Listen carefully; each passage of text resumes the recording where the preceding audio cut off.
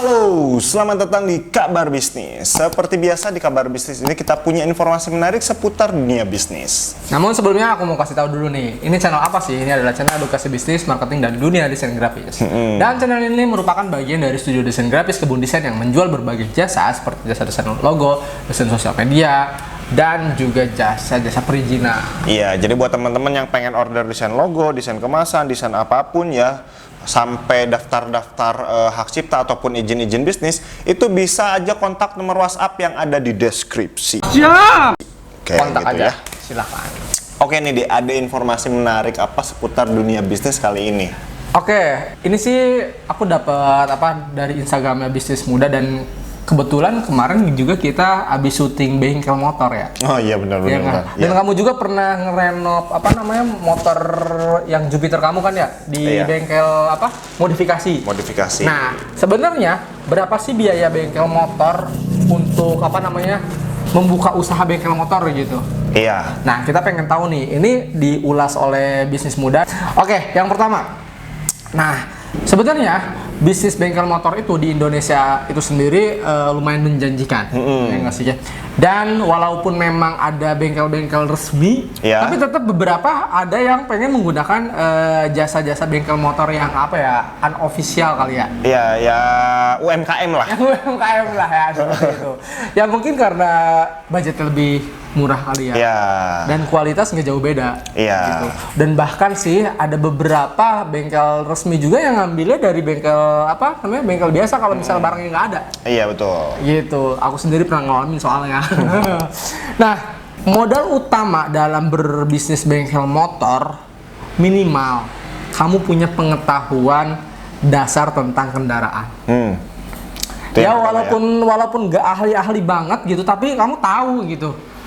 Iya, benar. Jadi meskipun kamu nggak yang jadi mekanik di situ, betul. Gitu ya, tapi kamu harus punya pengetahuan dasar. Contohnya misalkan ada orang datang ke situ, Bang, saya mau beli bearing. Kalau kamu nggak tahu bearing itu apa gitu ya, bingung lah. Nanti orang yang beli ke situ lah, kok ini yang jualan spare part motor kok nggak tahu sih spare part bearing misalkan kayak gitu. Iya, bearing nggak apa gitu. Nah, oke, lanjut ya. Tapi di samping itu, selain pengetahuan dasar ya kamu harus siapin dana sih. Kalau ini bisnis yang memang agak butuh dana. Iya betul. Walaupun sebenarnya nggak butuh banget, nanti kita akan bahas. Nah, dana yang harus disiapkan adalah dana untuk sewa tempat. Kan namanya bengkel itu bukan hanya perlu ruko ya, tapi perlu halaman juga untuk buat bongkar-bongkar lah ya. Bongkar-bongkar lah seperti itu. Terus spare part. Kalau kamu pengen langsung punya karyawan ya harus ada dana untuk gaji karyawan dan juga kebutuhan lainnya. Oke, kita akan bahas. Sewa lahan dan untuk renovasi ruko berapa kira-kira? Apapun usahanya, lokasi itu penting ya sebenarnya. Jadi apalagi bengkel, ya nggak sih? Karena bengkel ini bukan usaha yang virtual, yang yang maksudnya ya kayak jasa lah gitu. Karena kalau jasa kita kan bisa hampir virtual, nggak mungkin untuk virtual gitu. Iya, hampir karena barangnya itu dipakai secara real. Iya. Gitu, secara real, dan nggak mungkin kan dibenerin menggunakan di dalam suatu platform online gitu. Nggak mungkin. Nah, kita lihat dari satu riset yang di sini dikatakan ternyata sewa lahan itu bisa 30 juta per tahun. Oh. Berarti sebulannya 3 juta naik, Kak. Dan renovasinya 10 juta. Nah, kita harus pilih nih tipsnya. Yang pertama, pilih lokasi strategis yang sering dilalui kendaraan bermotor atau yang dekat perumahan. Iya, benar. Terus cek kompetitor kanan atau kiri, ada nggak nih? Terus kira-kira kelebihan di sana apa, kekurangan di sana apa. Nah, kita harus bisa ibaratnya positioning gitu. Memposisikan diri kita itu, brand kita ada di mana gitu. Iya, benar. Terus juga bisa juga kalau misalnya awal-awal kamu nggak punya dana, nah yang aku bilang tadi sebenarnya nggak butuh banget dana. Bisa dari garasi rumah. Itu pun kalau punya garasi. Gitu. Iya, karena untuk menyewa suatu lahan atau ruko gitu ya memang budgetnya agak gede, apalagi kalau di tempat yang strategis deh. Oh iya gitu ya? Iya, pastilah kalau depan perumahan, di gerbang perumahan itu otomatis pasti mahal banget gitu ya. Karena dilalui ya? Iya, itu perumahan itu orang yang lalu lalang pakai kendaraan itu pasti selalu ada dan ramai. Iya sih, betul. Ketika ada bengkel motor di situ ya orang perumahan pasti ke situ gitu, nggak bakal kemana-mana lagi gitu. Iya, benar, yang deket, yang mudah terjangkau gitu ya pasti ke situ, makanya mahal. Nah, itu yang pertama tadi ya, masalah lahan. Yang kedua, biaya peralatan, Nah, tempat udah disewa nih, katakanlah tadi kita udah nyewa ruko lah ya, keluar budget 30 juta dan renovasi 10 juta, 40 juta lah. Terus, kalau misalnya kamu nggak punya dana ya di garasi, di garasi sendiri. Nah, sekarang biaya peralatan nih, biaya peralatan bengkel itu ada dua sifat peralatan bengkel ya, umum dan khusus. Kita bahas ya. Nah, biaya peralatan yang harus disiapkan, ini ada kunci T. Nah, kunci T nih, kunci T satu set 200.000, kunci bintang 50.000 harga sekarang ya. Kunci Y, kunci pasring, wah banyak banget kunci dan semuanya itu kalau ditotalkan ini ada peralatan khusus nih, gerinda tangan 500.000, gerinda duduk 200.000, bor tangan 400.000, kompresor 1,5 juta, kalau ditotalkan 6 juta. Banyak juga itu ya? Iya, itu perkunci-kuncian buat bongkar-bongkar motornya gitu kan. Iya, karena kan kita kalau nggak punya kunci kita gimana mau buka apa namanya? Mau ditiup. Iya.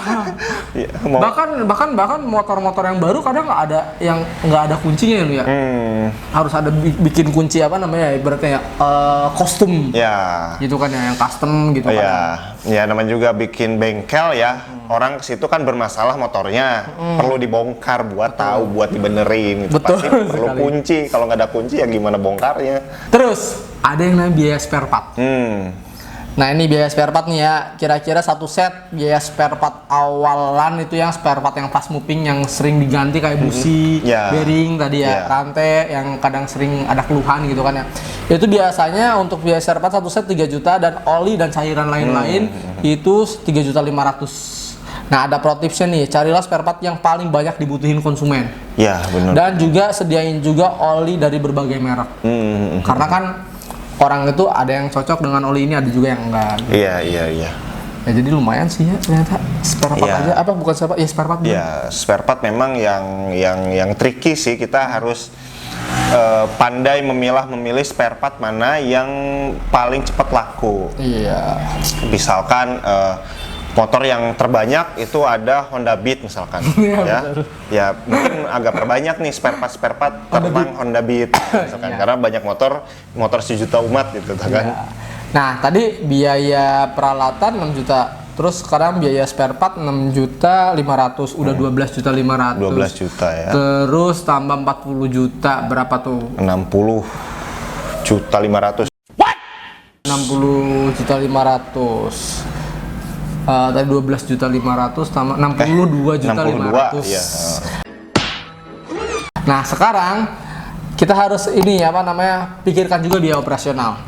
Anggaplah kita ada upah karyawan, mekanik dan admin sebesar 7.500.000. Karena kan ini mereka punya keahlian ya. Jadi kadang kalau yang bengkel-bengkel itu biaya untuk gajinya lebih lumayan. Dibandingkan kalau yang yang lainnya lah gitu. Kita nggak sebutin yang lainnya apa ya. Intinya yang bengkel ini lebih lumayan gitu ya. Karena kan ada keahlian yang dijual seperti itu.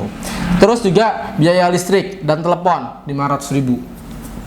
Terus juga biaya lainnya seperti transportasi dan konsumen 500.000. Jadi kalau ditotalkan ternyata 61 juta. 61 juta. Bener gak nih ini hitungannya? 6 tambah 6 12.500.000, 52, oh iya betul, 61 juta. Oh. Kita tadi salah ngitung harus. Tadi harusnya 52.500.000 iya, 52 ya. Nah, itu lumayan sih. Gimana, tertarik ya, Nu? Menarik juga sih, apalagi bengkel itu kan nggak ada matinya sih ya? Iya, nggak ada matinya. Orang di Indonesia itu motor itu udah jadi budaya dan kultur, udah jadi nafas kehidupan gitu. Jangankan dari rumah dia mau ke warung gitu, warungnya padahal cuma 150 meter dari rumahnya pakai motor. Ya, udah saking tidak bisa beraktivitas kalau nggak pakai motor gitu. Iya. Artinya bengkel pasti sangat diperlukan di mana-mana gitu. Tapi ini bisa jadi modalnya nol. Itu kan nih? Yang apa namanya yang custom motor kamu nu. Itu kan sebenarnya dia barangnya datang dulu, motor dirimu. Terus kan kalau misalnya ada yang ganti nih, ini butuh uang segini. Iya, benar. Kalau misalkan ada beberapa situasi yang dimana kamu punya keahlian yang diakui nih sama banyak orang ya, terus buka bengkel, terus orang ke situ pengen modifikasi ataupun pengen reparasi gitu reparasi. Ya. Nah itu kan kamu nggak punya duit tuh, tapi punya keahlian. Nah nanti tinggal bang, ini harus harus cash di awal. Ya, betul. Cash di awal karena biar nanti pas buat beli spare part yang harus dibenerin, yang harus di custom gitu kan. Ya paling butuh modal peralatan doang. Nah, jadi ya tadi modal peralatan sama punya garasi di rumah. Iya. Itu Modal kan jadi kunci-kunci lebih, lah ya. Iya, modal kunci-kunci. Jadi itu kan lebih minim kan biayanya. Iya. Nggak usah mikirin spare part, oli dan lain-lain. Nggak usah mikirin gaji karyawan karena kamu kan single fighter. Iya. Untuk awal-awal sih mending seperti itu ya. Ya jangan mikir wah 61 juta. Wah, sebenarnya intinya kalau misalnya usaha itu kita harus tahu medannya dulu sih. Kita coba dari yang kecil, step by step naik baru. Iya. Berarti kalau kunci-kunci doang tadi sekitar 6 jutaan ya. Iya, 6 juta. Dari 61 ke 6 juta gitu kan. Keren gak tuh? Turun 10 kali lipatnya tuh. Ya. Dan harus punya garasi. Iya, betul. Ya, atau nggak punya garasi juga bisa. Di depan rumah deh. Enggak. Gimana? Misalnya kamu nggak punya garasi, kamu masih kontrak, ya kamu datang aja ke tempat rumah yang mau servis. Benar. Jadi benar-benar biaya peralatan doang. Iya, benar. Iya nggak? Iya, Think bener. smart. Gitu. Jadi nggak ada alasan untuk tidak berwirausaha. Oke, itu ya kabar bisnis kali ini. Mudah-mudahan bermanfaat ya. Sebenarnya ini kabar bisnis tapi ada sedikit tipsnya juga gitu ya. Mudah-mudahan bermanfaat. Jika dirasa suka, buat teman-teman yang punya usaha bengkel, jangan lupa di like, di komen, di subscribe, dan jangan lupa juga di share ke teman-teman kamu supaya video ini bermanfaat bagi yang pengen buka bengkel gitu ya. Iya. Jadi nggak ragu-ragu lagi buat buka bengkel kayak gitu ya. ya. Oke, thank you. Sampai jumpa di vlog kita selanjutnya. Bye-bye.